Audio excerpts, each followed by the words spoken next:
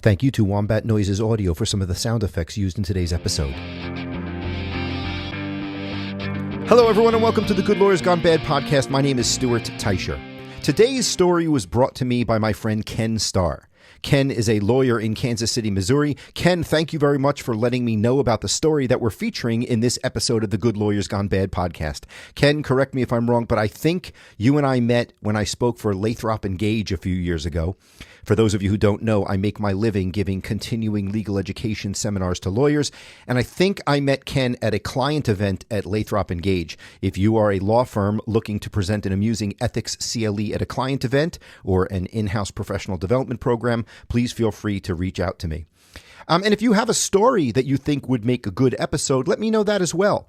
You could send me a message at my webpage. Go to goodlawyersgonebad.com, click on the Contact Us link, and fill out the form. A message will be sent right to my email. Or you could go to Facebook, Twitter, or Instagram and find me. Just search for Good Lawyers Gone Bad, and we'll pop up on all the platforms, just not TikTok. I'm not doing TikTok, but that is a rant for another day. Please remember to rate and follow the podcast on whichever podcast platform you use. That really helps us get noticed and broaden the audience. Today's episode is going to take you back in time. The tale has all of the trappings of a great story. It involves two interesting characters whose paths cross at a pivotal moment in history. There's banishment, a murder trial, and a fatal mistake. In the end, all that will be left will be a dead man and a damned fool. Thomas sat in the saloon flipping through the hand of cards he'd just been dealt. His revolver was holstered beneath his long overcoat. It was the middle of winter, and it was long before the time that there would be central heating, so if you weren't near the hearth, you weren't warm. So, Thomas's hat was on, his coat was on, and the game was on. The gun would stay holstered as long as everyone at the card table behaved themselves. You see, Thomas McGeehan didn't like a cheat, even though he probably was one himself. At least, that's what the word was on the street. Everyone in Butler County, Ohio, knew Thomas McGeehan. Butler County, Ohio was known for being lawless. It was the type of place where you'd expect to see a young, grizzled Clint Eastwood wearing his cowboy hat and poncho, slowly stomping down the dusty dirt road into town. His six-shooter would be hanging low on his hip, attached to a belt full of bullets, the spurs on his leather boots jangling with each step. And this wouldn't be cosplay. No, Clint would fit right in, because it was 1864. The time in history when it wasn't unusual to see a lonesome wanderer amble into a town looking for a warm meal and maybe a fight. Butler County may have been located in Ohio, but parts of it were more Wild West than Midwest. It's the edge of Ohio. The western border of the county is actually the state line with Indiana. Plus, the small outlying towns in Butler County were mostly agricultural. The kind that would have dusty roads and horses and card games and shootouts. But Butler County's proximity to the West wasn't the only geographical quirk that made this community unique. It was what was happening to the South that mattered as well. During that moment in history, at the very time cowboys were walking through the swinging doors and saloons, the North was fighting the South in places called Gettysburg and Antietam. That's right. That old Hollywood Western, the one like The Good, the Bad, and the Ugly with Clint Eastwood, those Westerns all took place at the same time in history when the United States Civil War was going on. I mean, I know it's obvious when you look at a calendar, 1864 is 1864, but I didn't realize that. Maybe I should have, but I just didn't. Although I might not have realized that fact, everyone in Butler County, Ohio, surely did. And that's because of geography. Butler County was a place where two paradigm-shifting moments of American history intersected. It was a place where you could taste the Wild West, but also a place where you could experience another, far more distasteful part of America.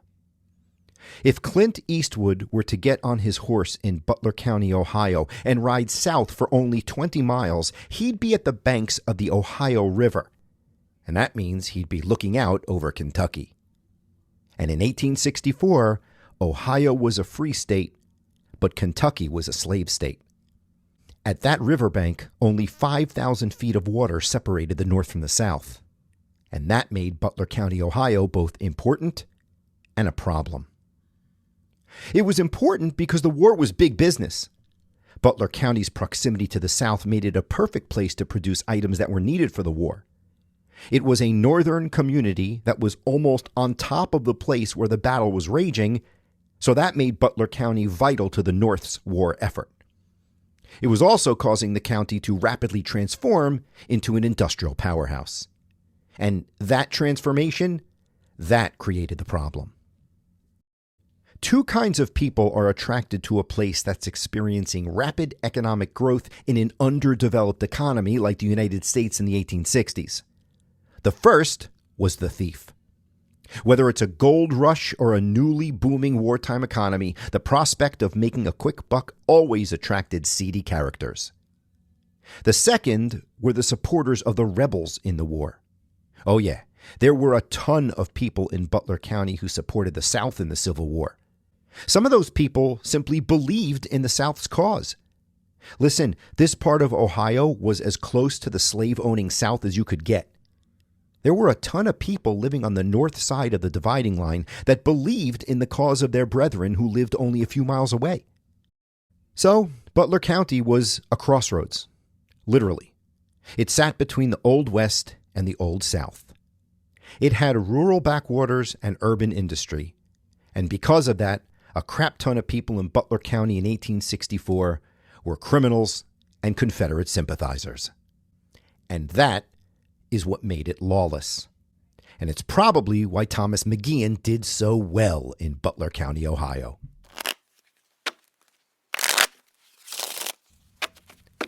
As McGeehan sat around the table looking at the other scoundrels playing cards that day, he probably didn't actually worry about anyone cheating him. He probably wasn't too concerned about needing to use that six-shooter, and that's because no one in those parts was likely to mess with Thomas McGeehan. Tom McGeehan was as rough as they come, and that's saying something when you're talking about men in Butler County in the 1860s. McGeehan was bold, determined, and sort of ruthless. He had power and connections in a place where being powerful and connected could make you wealthy or dead. Thomas McGeehan carefully curated his career. He started out by becoming a cop. He was both a federal officer and a marshal for a city in Butler County. But being a lawman didn't seem to be a lifelong dream for Thomas McGeehan. No, it seemed like more of a means to an end. McGeehan was setting himself up to be a street kingpin.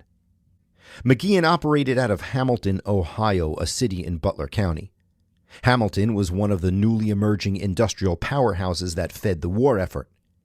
And it was a place where guys like Thomas McGeehan could thrive. It was a business center, and McGeehan was known as a bit of a businessman.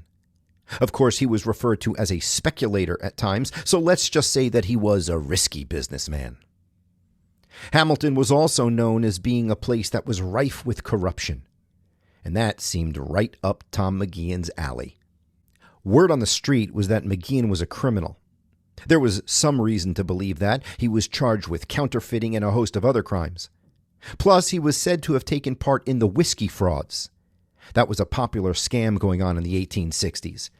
The United States government was putting a sales tax on whiskey sales so they could fund the Civil War. But savvy criminals knew how to avoid paying that tax. It usually involved strong-arming some people, bribing other people, and making sure that the rest of the people kept their mouths shut. The perfect type of work for a guy who knew the people in law enforcement, knew the politicians, and knew the criminals. The interesting thing is that none of the allegations of all of that illegal behavior ever stuck to Tom McGeehan. And it's not so tough to figure out why. He was connected. Oh yeah, if you asked someone on the street about Thomas McGeehan, they'd probably walk the other way without uttering a word. People know who they shouldn't be talking about. The final thing that Hamilton, Ohio was known for was murder. It seems that there were a lot of them in Hamilton, and Tom McGeehan was involved in that too. And it was that murder that would cause the paths of a criminal and a Confederate sympathizer to converge in a courtroom in Butler County, Ohio. And when that case was over, there would be a dead man and a damned fool. You know, for ages, there was no licensing for lawyers in this country. You didn't have to jump through any hoops. There was no law school, there was no bar exam, there was no character and fitness application that the bar required you to submit before practicing. Nothing.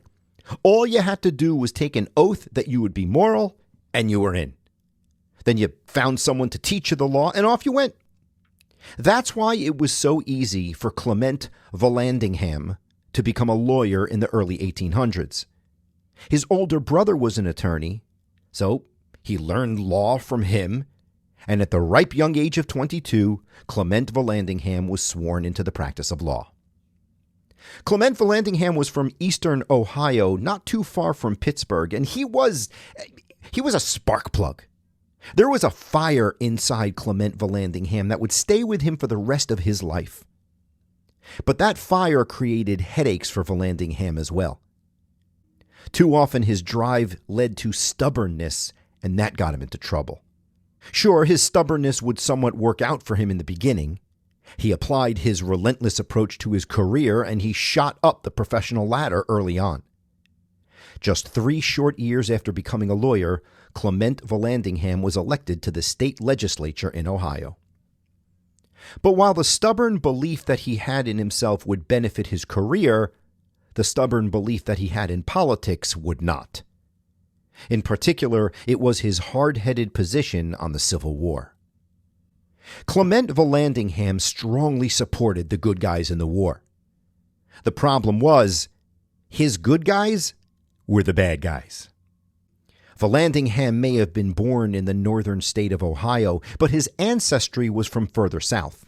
As a result, he idealized the Southern way of life, including being opposed to the abolishment of slavery. Oh, and he was also a horrible racist. For those reasons, Vallandigham could not bring himself to condemn the people who lived in the place from whence his ancestors came.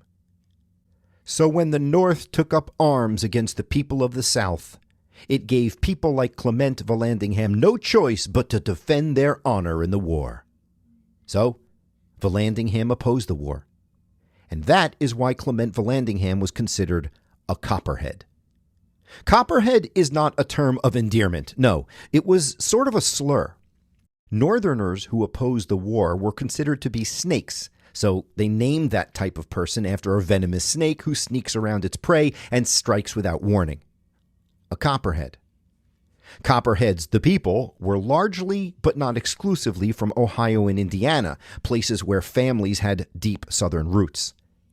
And Vallandigham fit into the group perfectly. As a state legislator, he ardently supported positions that would keep slavery intact. Several years later, when he won a seat in Congress, he developed close personal ties with a number of Southern congressmen. He pursued policies that were far more likely to be popular below the Mason-Dixon line than above it. And in true Copperhead fashion, Clement Vallandigham hated Abraham Lincoln. And his hatred was a classic Clement Vallandigham stubborn position. He hated President Lincoln for pursuing the war, and he bitterly attacked the president every chance he got. And he did that loudly, proudly, and often. Vallandigham didn't just talk the talk, though. He also walked the walk. Although that walking part he did under the radar. Clement Vallandigham secretly became a commander of an organization known as the Knights of the Golden Circle. The Knights of the Golden Circle was an anti-Northern organization that engaged in secret efforts that were designed to subvert the war effort. They did things like actively encourage desertion, prevent enlistments, and convince would-be soldiers to resist the draft. Incidentally, if you ever went to a wedding or attend an event in a building located in a modern American city that's called a Union League, and have a ton of them in different cities throughout the country, you should know that those leagues were created in the 1860s specifically to counter the propaganda of the Knights of the Golden Circle. So when you walk through the doors of a Union League today, you are amongst the ghosts of people who were passionate about preserving a Union free of slavery. Those Union Leagues sprung up because people in the North realized that there were a lot of Confederate sympathizers in their midst. And the powers that be knew that it was a particular issue in Ohio. General Ambrose Burnside was the Union commander of the troops in Ohio, and he noticed that there was an unusually large pro-rebel sentiment in his state. Well, he couldn't just let the would-be traitors operate freely and undermine the war effort, so Burnside issued General Order No. 38. That said that any person found guilty of treason will be tried by a military tribunal. Well, as the war dragged on, Clement Vallandigham grew more angry and more stubborn. He believed that there was no hope in ending the war unless Abraham Lincoln was ousted from power. He was ready to sell that idea to his fellow Ohioans at a rally on March 1st, 1863. Vallandigham took to the stage, and the spark plug ignited. He explained that he was incensed with the situation. He gave an impassioned speech where he trashed President Lincoln, calling the president a tyrant. Vallandigham accused Lincoln of trying to abolish the Constitution and set up a dictatorship. He denounced what he called the wicked and cruel war by which King Lincoln was crushing out liberty. And to place a cherry on top of his rebel-supporting cake, Vallandigham demanded that Lincoln be removed from the presidency. What Vallandigham did not know is that General Burnside had spies in the audience that day. I mean, it's kind of crazy that he didn't figure that out. He must have known he was a target. His anger at Lincoln was well known, but he didn't care. He was stubbornly pursuing his political opinions at whatever cost. That evening was a typical spring night in Dayton, Ohio. As Vallandigham laid his head down to rest and drifted off to slumber, he might have dreamt about his successful efforts against the war. He must have felt good about himself. He took bold steps to fight the power in Washington, and who knows, maybe he converted some people to the cause. Deep in the middle of the night, as darkness enveloped the area, a group of men circled around Vallandigham's home. They surveilled the premises, making sure that there was no one who would impede their operation. Then, when the moment was right, the men busted down the door of the house and raced towards Clement Vallandigham's bedroom. Startled by the break-in, Vallandigham opened his eyes and found a group of Union soldiers surrounding his bed. Before he could utter any meaningful word in opposition, the soldiers pulled him from his bed and dragged him down to the military station. It was there that he was informed that he was being arrested for violating General Burnside's Order 38. Vallandigham's arrest made one thing clear to General Burnside. His suspicion about the number of copperheads living in his state was confirmed. And he'd have a lot of additional proof very soon. Because as word of Vallandigham's arrest spread, violent protests broke out in the area. The Copperheads were slithering around Ohio, creating problems. They even burned down the offices of the local newspaper. General Burnside's forces waited until the protests calmed down. And when things were safe, they loaded Clement Vallandigham into a guarded coach and transported him to Cincinnati on the banks of the Ohio River. There, within a stone's throw of the land his ancestors called home, Clement Vallandigham stood trial before a northern military tribunal. He was, of course, convicted. The military court found him guilty of having expressed sympathy for the enemy and of having uttered disloyal sentiments and opinions. Now the question was, how would President Lincoln punish Clement Vallandigham? There were three options. One was to throw him in jail. That was simple and it was clean, but it was also boring. Okay, what else was there? The second was to string him up. Oh yeah, Hanging was surely an option for treason that occurred during wartime. But Lincoln wasn't too keen on that because he was convinced that execution would have just made Vallandigham a martyr for the Copperhead cause. So Lincoln chose option 3. Vallandigham was shackled and put on a coach guarded by Union officers. The coach left Cincinnati and headed toward the Ohio River. After ferrying across the river and crossing into enemy territory, the coach proceeded through Kentucky undetected. They made it through that entire state, and after exiting Kentucky, they kept on going further south, crossing over into Tennessee. Soon after crossing that border, the Union soldiers stopped the transport, pulled Vallandigham out of the coach, unshackled him, and left him there. Clement Vallandigham had been deported to the Confederacy and left in Murfreesboro, Tennessee. As the soldiers rode away, Clement Vallandigham looked around. He surveyed his surroundings. His stubbornness led to his banishment. And shortly after his Union escort vanished into the distance, Vallandigham said to himself, "Oh, this place will not do. I need to get out of here."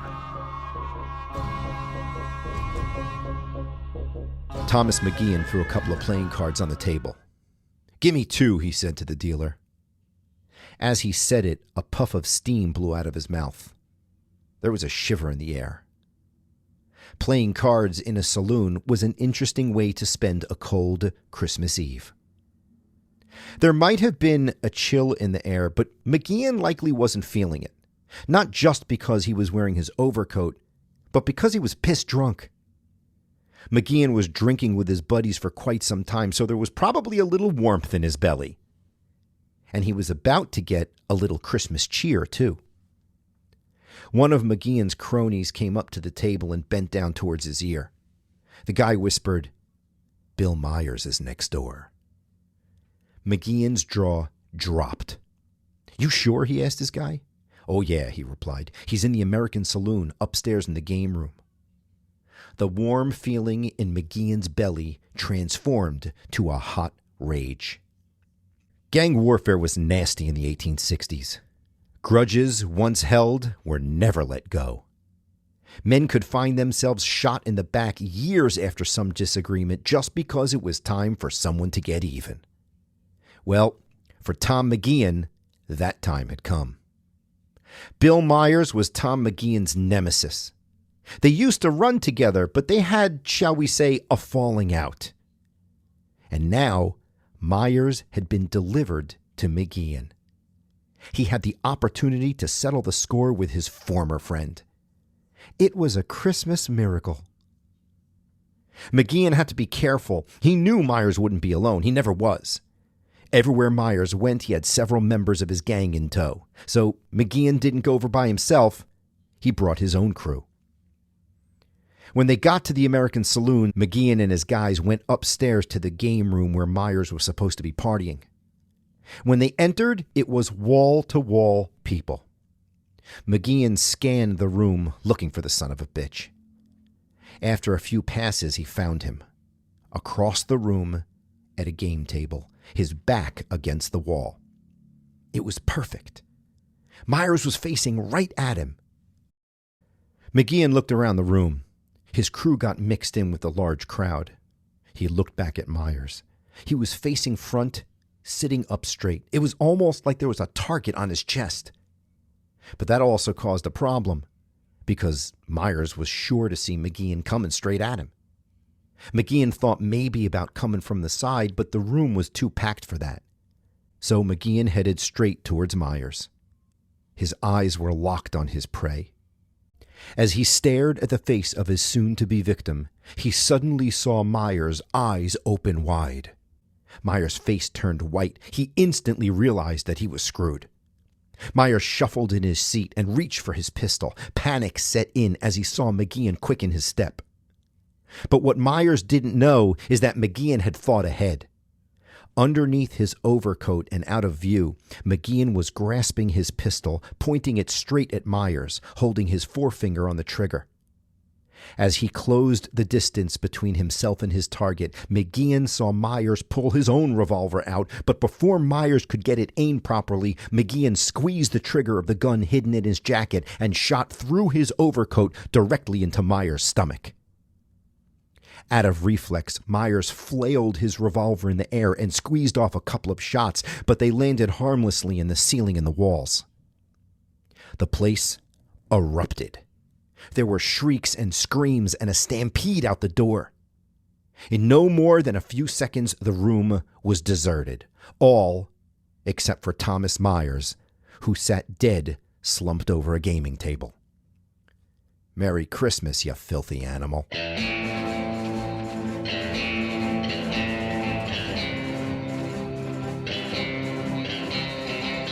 Clement Vallandigham was not happy being in Tennessee.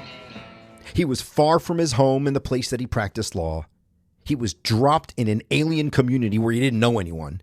And being banished several states away from the North made it impossible for him to continue to oppose President Lincoln. That probably made Clement Vallandigham miserable. For what it's worth, his Southern hosts were not happy with him being there either.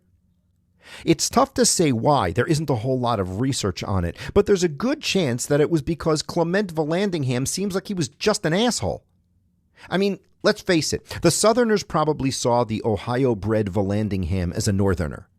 And Vallandigham, being somewhat of an elitist politician, probably didn't exactly respect the people from the woods of Tennessee. So, with the eager approval of his hosts down south, Clement Vallandigham left. He shipped himself out. Literally. Vallandigham got on a boat known as a blockade runner. That was a Confederate vessel that was specifically designed to break through the blockades that were established by the Union Navy. Vallandigham was lucky. He made it out of the South to Bermuda and then eventually to Canada. And once in the Great White North, Vallandigham got back on his stubborn horse and returned to the business of harassing the American president. Oh yeah, he even ran for governor of Ohio from Canada. He managed the campaign from a hotel in Windsor, Ontario. The theory was, if he won, Lincoln could not possibly stop him from returning home triumphantly. Well, he lost. Of course he lost. I mean, the loss may have been obvious, but he was emboldened by the effort. And after the election, he returned home to Ohio illegally. He needed to get back into the political game in person, and stubborn Clement Vallandigham was going home whether he was allowed to or not. It's true that he could have been thrown in jail for returning without authorization, but it seems that Lincoln's advisors told him to just ignore Vallandigham, and that's what he did.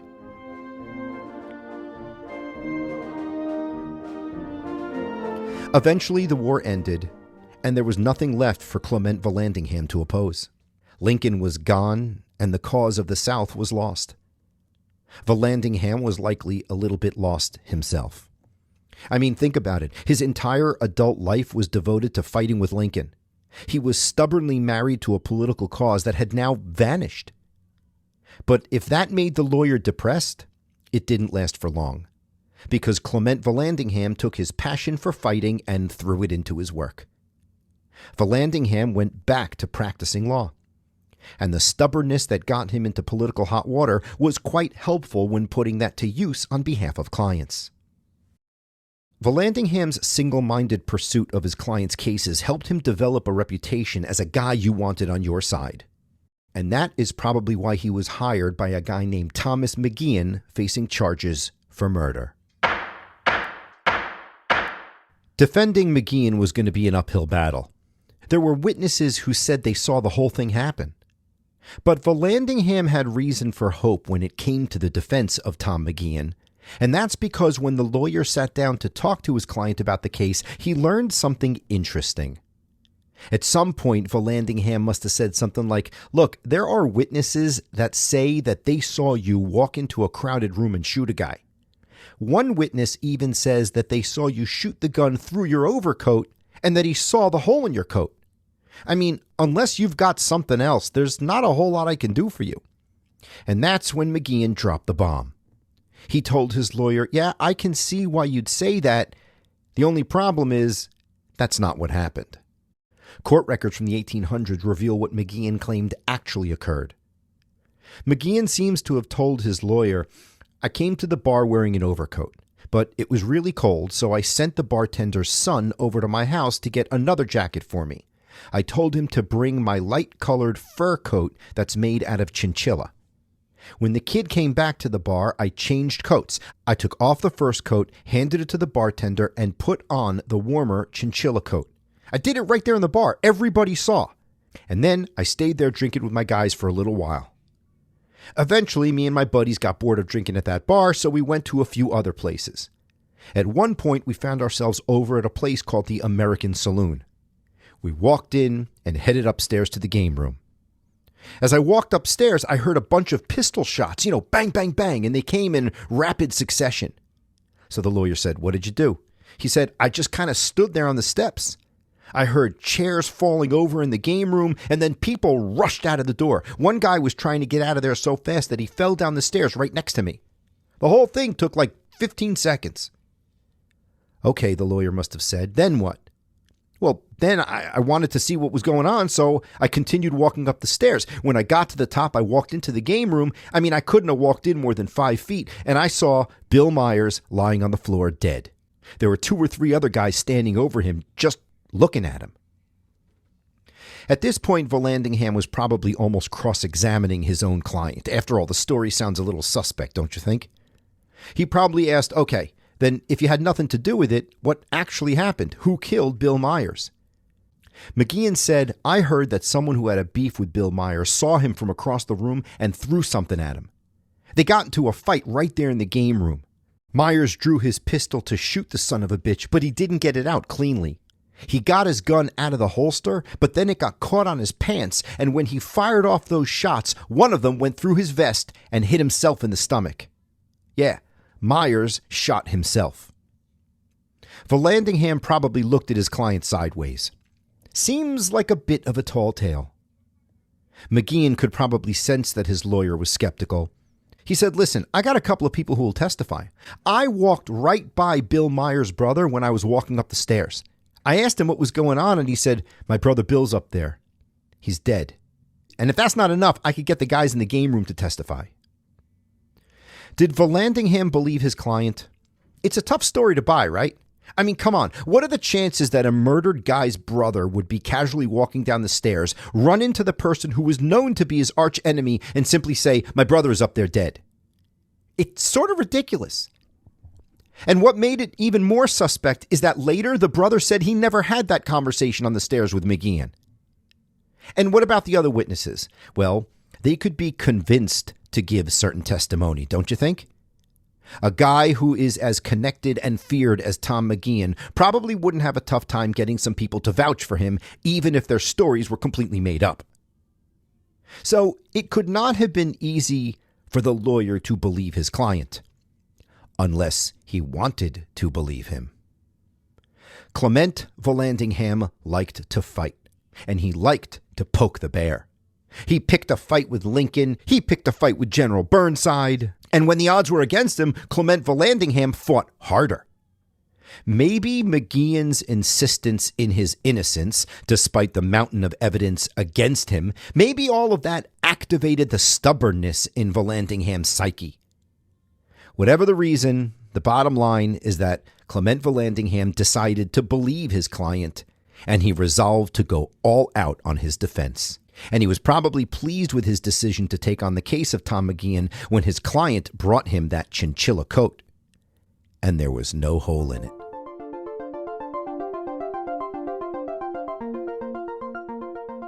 The trial was surely a big deal in Butler County. One of the local strongmen was facing murder charges. But when it got started, it was probably sort of uneventful. The prosecution probably thought they had a slam dunk of a case, given that they had eyewitnesses to the murder. Of course, they didn't know that they were at a bit of a disadvantage. They didn't know all the things that Clement Vallandigham knew. Remember, these were the days before modern court rules. They didn't have today's rules requiring discovery, where lawyers are required to show the other side their evidence so that it can't be sprung on them in the middle of trial. There were no modern evidence rules that prohibited attacking a person's reputation or bringing up their prior bad acts, so Clement Vallandigham probably felt pretty good as the trial got underway. The prosecution put on their case. They claimed that Tom McGeehan shot Bill Myers, and their witnesses saw the whole thing. Vallandigham listened as those witnesses told their story. The lawyer sat patiently, listening to them testify, waiting for his opportunity to tear into them. The stubbornness that made problems for Clement Vallandigham was now his biggest power. There was no way he would let these witnesses walk out of this courtroom with their credibility left intact. And when it was time to cross-examine those witnesses, that's just what he did. The first witness claimed that he saw McGeehan walking into the American Saloon just before the killing. He said that he was 60 feet away and he heard McGeehan cursing and making threats against Bill Myers as he walked into the building. Vallandigham rose to his feet to cross-examine the witness. He held a book in his left hand as he paced the courtroom, asking the witness questions. The line of questions likely went like this. So, you say you were 60 feet away, is that right? Yes, I was, the witness confirmed. I was across the street. Right, I heard you say that. And you say that you saw my client's face from the other side of the street, is that correct? Yeah, that's right. Vallandigham smirked theatrically so the court could see that he was skeptical. He continued, and you say that you saw my client just before the shooting occurred, so that would have been at nighttime on Christmas Eve, correct? Yeah, that's correct. Vallandigham then approached the witness stand. He produced the book he was holding in his hand. He opened it in front of the witness and said, "Sir, I present to you an almanac, which includes a recording of the weather conditions of that Christmas Eve. As you can see here, there was no moon at all on the night of the shooting." A fact like that would be critical on a night in 1860 when there were no streetlights and very little other ambient lighting. Vallandigham let a moment of silence elapse for effect. Then he challenged the witness. How on earth could you see that it was my client from 60 feet away in the dark? In response, the witness changed his story. He later said he was only 15 feet away and saw McGeehan's face clearly because it was illuminated by a shop window. But by that time, the damage had been done. The change of stories didn't help, and it was clear that the witness was full of it. On to Vallandigham's next victim. The next witness would be more important, but Vallandigham was ready and even eager. The person who said he saw the moment McGeehan shoot Myers came to the stand, and he made quite an impression. His direct testimony was a bit flashy. He said that he saw McGeehan shoot Myers California style. What does that mean, the prosecution must have asked. The witness explained that California style means that he blew away the victim by hiding the gun under his coat, and he shot through that coat. When Vallandigham's turn came to cross-examine that witness, the court was probably eager to hear what the defense was going to do. The witness's testimony must have been strong. Vallandigham started by setting up the witness. The exchange probably sounded like this. You saw my client shoot Mr. Myers, is that right? Yeah, that's right. And you explained that he did sort of a, what'd you call it? California style. Right, California style. That's a pretty vibrant way to describe it. Yeah, I guess. And what kind of coat was my client wearing? It was a light coat, furry-like. Like maybe a chinchilla coat, Vallandigham said. The witness agreed. Yeah, it could have been. So the lawyer said, if I were to show you a coat that looked like it, would you know whether it was similar? Yeah, witness said, yeah, I would. So Vallandigham showed the witness the chinchilla coat that his client gave him. Did it look like this? The witness confirmed, yeah, it did. And then Vallandigham paused. He stared into the witness's eyes, ready to drop the hammer. The lawyer said, sir, this is the exact coat my client was wearing on the night of the shooting. Can you look to see if there are any holes in this garment? The witness inspected the coat. He fumbled through the garment silently. There were no holes. Vallandigham knew that he had the witness on the ropes. The relentless determination that the lawyer employed in all aspects of his life came to bear on this witness at this moment. He stubbornly badgered him, challenging him on his testimony. The witness was helpless against the onslaught of questions from the lawyer, and he could do nothing but admit that there were no holes in the coat. He didn't need to say anything else. Witness number 2 had been disposed of. Vallandingham's client wasn't out of the woods yet. There was one more critical witness that he had to dispense with, and it was going to take more than just some crafty cross-examination. The prosecution had one very strong argument that refuted McGeehan's position. If Myers did indeed shoot himself in the stomach, that shot would have been delivered at point-blank range. And if that were the case, there would be gunpowder residue around the entry hole in the victim's vest. But there wasn't any. Essentially, the prosecution was making the sophisticated legal argument that would be made famous over a century later by noted legal expert Mona Lisa Vito. They said, "The defense's argument does not hold water." After the prosecution put on that case, it was Clement Vallandingham's turn to go, and he had a key expert witness that he was going to present My Cousin Vinny style. Up to the stand came Dr. Eggery of Dayton, Ohio. Dr. Eggery testified about the particular Smith & Wesson pistol that Myers had. The doctor explained that even if you held the gun up to clothing and shot it, it would not leave gunpowder marks. He explained that that type of revolver used small amounts of very fine-grained powder. He said that because of the way the gun was made, the powder is completely burned up in the barrel when the gun is shot, so there wouldn't be any powder residue on the clothing at all, even if it were fired at point-blank range. His testimony was powerful. The trial broke for the day after his testimony, and Clement Vallandingham should have felt pretty good about his case. But feeling good about his case wasn't enough for Clement Vallandingham. He wanted a slam dunk. That part of his case that he was not satisfied with was the expert testimony about the gunpowder. That evening, Vallandingham sat with his co-counsel and told them that they needed something more. They needed a bit more evidence to support the expert testimony. His co-counsel tried to convince him otherwise. They tried to assure him, "Clement, your case is going in the right direction. Just let it be. The expert made the point you were trying to make in his testimony. Just let it go." But Clement Vallandingham didn't let anything go.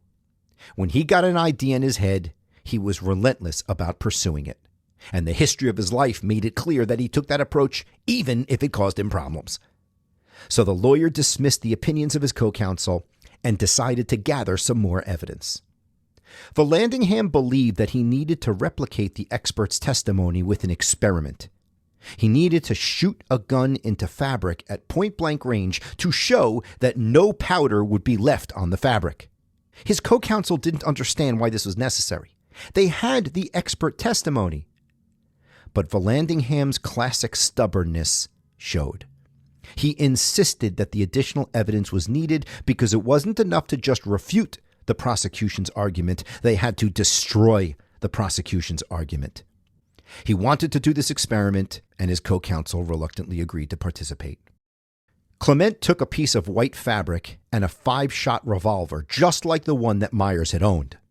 He bought one in anticipation of the trial so that he could refer to it, use it, and look at it while he was preparing his defense.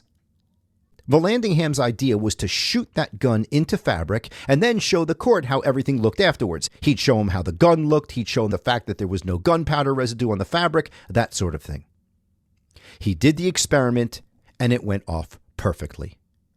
He fired 2 shots into the cloth, and there was almost no gunpowder residue on the material. No reason to fire anymore. He got what he wanted. As he headed back to the hotel, Vallandingham had to be thrilled. He was surely gloating. When he got back to the hotel, he stopped by the owner, who told him that a package had come in. It was another revolver. It was Myers' actual gun that was exhibited in court. It was sent to him so that he could inspect it before the next day of trial. Upstairs, Vallandingham put the gun he just used for the experiment on the table. He then unwrapped the package that had Myers' gun. He took that gun out and inspected it. He opened the cylinder. He inspected the chamber where the bullets would have been had it been loaded. He spun the cylinder and then flipped it back into place. He looked over the gun a little bit more and then placed it on the table next to the revolver he had just used in the experiment. A short while later, Vallandingham's co-counsel came into his hotel room. His co-counsel was talking about the case, and he was harping on the prosecution's argument that there was no way Myers could have shot himself. That was one of the prosecution's arguments. They said there's no way that he could have shot himself. They claimed it just physically could not have been done. Vallandingham's co-counsel was pressing the lawyer on that argument, and it was getting Vallandingham all worked up. No matter how many times he insisted that Myers could have shot himself, his co-counsel kept pressing the prosecution's argument. Finally, Vallandingham's stubbornness got the better of him once again. He said, "Look, I have Myers' actual gun right here. They delivered it to me from court today. I'm going to prove to you that he could have shot himself." Vallandingham grabbed Myers' gun off the table and put it in his pocket. He said, "I'll show you how it was done using his own gun." He then probably explained what he was going to do. "I'm going to keep the gun in my right pocket while I'm sitting. I'll draw it out just as Myers would have done, and I'll show you how it could have got caught up against his body." Vallandingham sat down. The gun was secured in his right pocket. He drew out the gun and cocked the hammer as he pulled it out, just like Myers would have done when he was preparing to shoot at his assailant. He pulled the gun out of his pants just far enough so that the muzzle of the gun was up against his side. At that point, he must have looked at his co-counsel and said, "You see, if he would have shot it at this point, it would be over." And to prove his point, he pulled the trigger. And that's when Vallandingham realized he picked up the wrong gun. In his haste to make his point, Vallandingham grabbed the gun he used for the experiment, not the gun that was delivered from the court.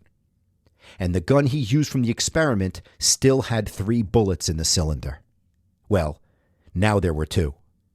Vallandingham had just shot the 3rd one into his own abdomen. The men in the room tore open Vallandingham's garments and saw that he had shot himself in almost the exact place that Myers was shot.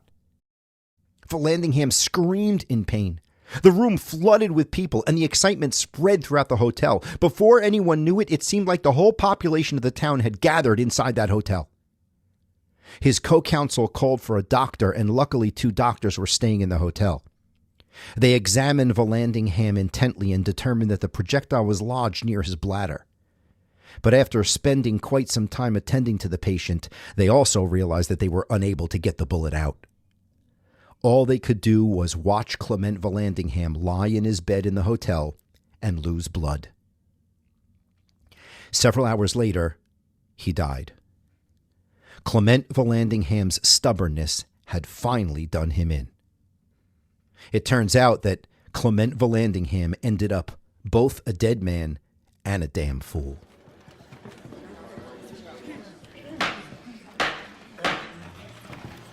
As for Tom McGeehan, well, when the time was right, they finished up his case and it was sent to the jury. But Vallandingham had poked enough holes in the prosecution's case that the jury couldn't come to a decision. As a result, a mistrial was declared and McGeehan was ordered to be held in jail and retried. When they put together a new jury, McGeehan's lawyer made the same case that Vallandingham made and presented the same evidence. And this time, it was successful. Tom McGeehan walked free. It seems that he was the only person happy with that result, though. The populace had apparently had enough of the Tom McGeehan political kingpin type, and when word got out that he was acquitted, the community around Butler County, Ohio, erupted. Posters were put up in the area criticizing the trial. Town meetings were held where they passed resolutions denouncing McGeehan's acquittal as an outrage, and they demanded that he leave town. Plus, Bill Myers' gang probably believed that McGeehan had literally got away from murder, so that beef wasn't ending either, was it? Because of all of that pressure, Tom McGeehan left town and went to live in Cincinnati. But then, in a little while no one was watching, McGeehan returned to Butler County and quietly opened a saloon near the train station. You know, I may have misspoke. It's not fair to say that no one was watching. When Tom McGeehan returned to town, somebody was definitely watching. Tom McGeehan had closed up his saloon one night and went out drinking with some friends. While he was out, Someone pulled a small wagon around the back of the establishment and placed it under a window that was covered with shutters that looked into McGeehan's bar. At the end of the night, Tom and two of his friends came back to his bar to keep the party going. When McGeehan got behind the bar to pour drinks, the shutters on the window behind his head slowly opened. But McGeehan didn't hear it. He also didn't hear a man rest his shotgun on the edge of the window. He also didn't realize that that man was calmly aiming his weapon at the back of Tom McGeehan's head. And he didn't know that all of that was happening only 6 feet behind him. When the shotgun blast rang out, the two men drinking in the bar took off. McGeehan did not. That's because the back of his head was basically blown off. Because of the close range of the shot, 11 large pieces of buckshot lodged in what was left of Tom McGeehan's skull. One large piece pierced his jugular. McGeehan stumbled out of his bar and collapsed on the sidewalk. They never found out who killed Tom McGeehan. The fact that he thought he could come back into town quietly and live the rest of his life peacefully was ridiculous.